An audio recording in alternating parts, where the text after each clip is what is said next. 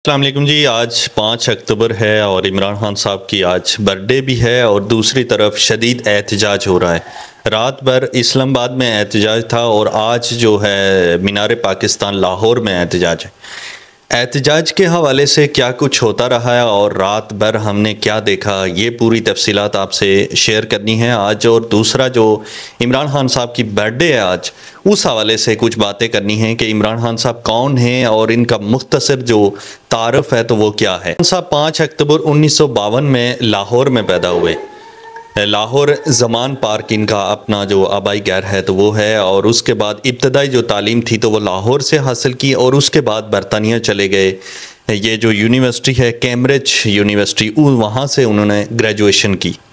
उसके बाद से इमरान खान साहब ने 1971 में अपना जो क्रिकेट कैरियर था उसका आगाज़ किया और कुछ ही अरसे में जो ऑलराउंडर दुनिया में मशहूर। उसके बाद 1992 में क्रिकेट की तारीख में एक ऐसा इनकलाब आया और इमरान खान ने वर्ल्ड कप जो पाकिस्तान के लिए जीत कर ले आए वो से रिटायरमेंट ले लिया। और 1994 में शौकत खानम मेमोरियल हॉस्पिटल जो कैंसर हॉस्पिटल है तो वो बनाया। ये वो वाहिद हॉस्पिटल है, ये पूरी दुनिया में एक ऐसा फलाई इदारा है जिसमें कैंसर का जैसे मूजी मर्ज़ का इलाज फ्री में किया जाता है। गरीबों के लिए 70% फ्री है।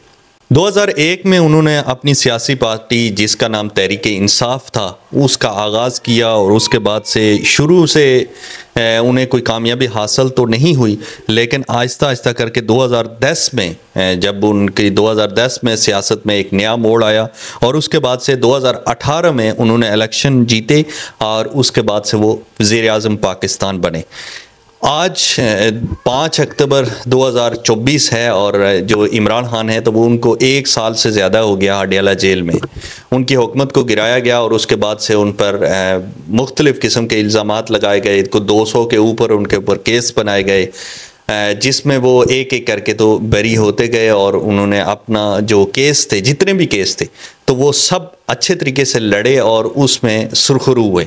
पाकिस्तान के वाहिद लीडर इमरान खान हैं जिन्होंने 1 साल में अपनी बीमारी के लिए कोई किसी के लिए इल्तिजा नहीं की कि मैं बीमार हूँ, मुझे बाहर मुल्क जाना है या मुझे इलाज करवाना है। वाहिद लीडर हैं जिन्होंने जेल में बैठ के 8 फरवरी जो जनरल इलेक्शन होते हैं तो वो क्लीन स्वीप किए। पाकिस्तान में वाहिद लीडर हैं जो जेल में बैठ के अपनी सियासी तारीख रखते हैं और जिस भी शहर को चाहें वो बंद कर सकते हैं। पाकिस्तान के वाहिद लीडर हैं जो जेल में रहकर, जेल में बैठकर खुश रहते हैं और हंसते मुस्कुराते रहते हैं।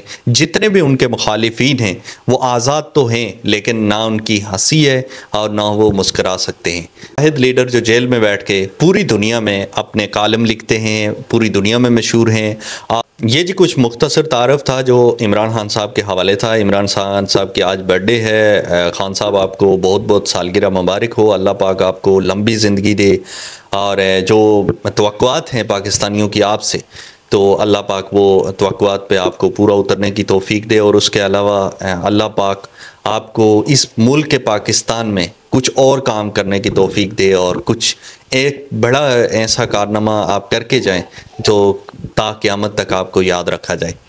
पाकिस्तान के वाहिद लीडर हैं जिनके लिए लोग रातों को उठ उठ के दुआएं करते हैं। मैंने कहीं देखा है कि वो उठ उठ के तहज्जुद के वक्त पाकिस्तान के लीडर के लिए दुआ करते हैं। शायद इससे पहले या बाद में ऐसा कोई लीडर पाकिस्तान में नहीं गुजरा या है जिसके लिए लोग इतना ज़्यादा दुआएं करते हों और जिसकी ज़िंदगी के लिए लोग सदक़े खैरात करते हों। अब बात आती है जी जो एहतजाज हो रहा था, रात भर जो एहतजाज हो रहा था उसमें हमने क्या देखा।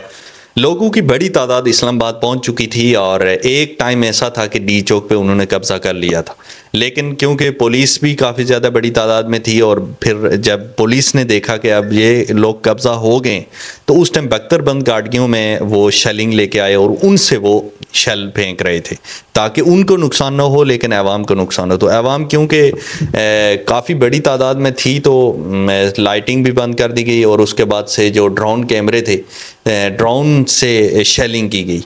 तो जिसकी वजह से आवाम मुंतशिर हुई और फिर पीछे चली गई। लेकिन डी चौक के चारों अतराफ में आवाम ही आवाम थी और रात को बड़ी बेदर्दी से शेलिंग की जा रही थी। ये परवाह नहीं की जा रही थी कि लोग बुज़ुर्ग हैं, बच्चे हैं, औरतें हैं, कोई भी है, लेकिन डायरेक्ट शेलिंग की जा रही थी और रबड़ बुलेट जो है तो वो भी बेदरेग उनका भी इस्तेमाल किया गया। इसमें एक और बात है कि जो अली अमीन गंडापुर KPK के वज़ीर आला हैं तो वो अभी मशीनरी लेकर आए हुए हैं और उन पे लोग तनकीद कर रहे हैं कि वो जी आवाम के वसाइल का बेदरेग इस्तेमाल कर रहे हैं। तो क्या ये जो इस्तेमाल हो रहा है, गवर्नमेंट जो इस्तेमाल कर रही है, शेल फेंके जा रहे हैं, 3000 से ज़ायद शेल खाली इस्लामाबाद में फेंके गए आवाम पर, तो क्या ये हुकूमत अपने पैसे से कर रही है? ये आवाम का पैसा नहीं है, ये आवाम के पैसे का गलत इस्तेमाल नहीं है, आवाम का ही पैसा है और फिर आवाम पे ही वो उसको उछाला जा रहा है, आवाम पे ही उसको, आवाम के पैसे से ही आवाम को मारा जा रहा है। अजीब बात है। एक मिसाल में दे के आपको समझाता हूँ कि अगर आप 10 गैरें हैं, 10 गैरों ने एक मुलाजिम को रखा है, इसलिए उसको रखा है, वो चौकीदार को रखा है बाहर, और ये 10 गैरों ने बैठ के तय किया था कि हम जो पैसे इकट्ठे करके तो आपको तनख्वाह देंगे। आपने क्या करना है कि हमारी हिफाजत करनी है, हमें दुश्मनों से बचाना है, या हमें जो भी कुछ मसला हो जाएगा तो उसके लिए हम आपको पुकारेंगे, तो आपने हमारा वो काम हल करना है।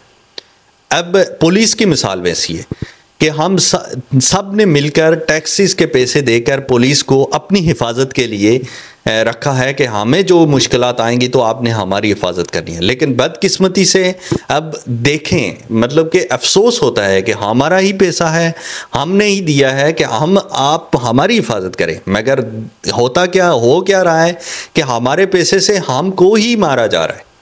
इतना मतलब बदमाशी कोई किसी मुल्क में चल सकती है, या इतनी बेगैरती किसी मुल्क में आपने देखी है कि एक बंदा जिसको पैसे भी हम दे रहे हैं और हमने अपनी प्रोटेक्शन के लिए रखा है, लेकिन वो उल्टा उठ के हमें ही मार रहा है। यार अजीब बात है। और फिर हम अगर एहतजाज करें तो हमें रोका जाता है और हमें मारा जाता है कि आप एहतजाज भी नहीं कर सकते। पाकिस्तान और जितने भी जमहूरी मुल्क हैं तो उनमें एहतजाज अवाम का हक होता है, और एहतजाज के ज़रिए ही जितने भी जमहूरी लीडर होते हैं या सियासतदान होते हैं तो वो एहतजाज के ज़रिए ही अपनी पार्टियों को उसी डायरेक्शन पे चलाते हैं कि अब एहतजाज अवाम क्या सोचती है और हमने क्या करना है। मगर वाहिद पाकिस्तान मुल्क ऐसा है कि यहाँ पर अगर आप एहतजाज कर रहे हैं तो आपके अगेंस्ट जा रहे हैं, क्योंकि उनको पता है कि हमने धांधली करके या 2 नंबर तरीके से हुकूमत हासिल कर लेनी है, अवाम की हमें ज़रूरत नहीं है। अवाम की ज़रूरत इसलिए है कि अवाम ने टैक्स का पैसा देना है, और टैक्स देना है, बारी बारी टैक्स देना है, जिसके ज़रिए से हमारी अय्याशियाँ सलामत रहें।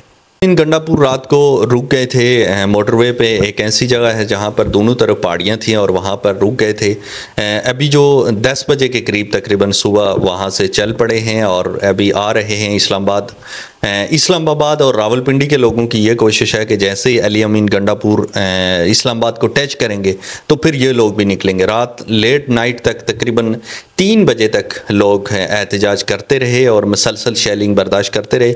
उसके बाद से लोग घरों को चले गए और सुबह के टाइम जो है तो चंद एक लोगों के अलावा सब लोग अपने अपने घरों को चले गए थे, क्योंकि बर्दाश्त नहीं थी। और फिर अली अमीन गंडापुर भी वहाँ पर पड़ाव डाल दिया था उन्होंने, तो इसलिए लोग चले गए थे। यहाँ पर लोग मजाक उड़ा रहे हैं, या नून लीग की या जो भी मुखालिफ पार्टियां हैं तो वो PTI की मजाक उड़ा रही हैं। तो हालांकि ऐसा नहीं होना चाहिए।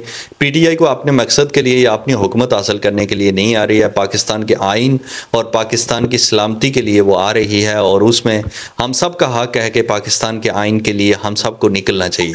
लेकिन बदकिस्मती है कि पार्टियों में ऐसे बदतर बांट हुई है, या ऐसे जानबूझ के ऐसे लोगों को शामिल किया गया या ऐसे लोगों को रखा गया जिनकी सोच या जिनका मतलब मेंटल लेवल ही इतना है कि वो उससे आगे सोच ही नहीं सकते। तालीम नहीं दी गई है, तरबियत नहीं दी गई है, जानबूझ के जाहिर रखा गया है। और ख़ास करके जो कुछ पार्टियां जो मुखालिफ हैं ख़ास कर PTI की, तो उनमें अक्सरियत ऐसे पाए जाते हैं कि जिनको जानबूझ के जाहिर रखा गया ताकि वो सवाल ना कर सकें, ताकि वो हकीकत देख ना सकें, ताकि वो अपने हुकूक के लिए निकल ना सके।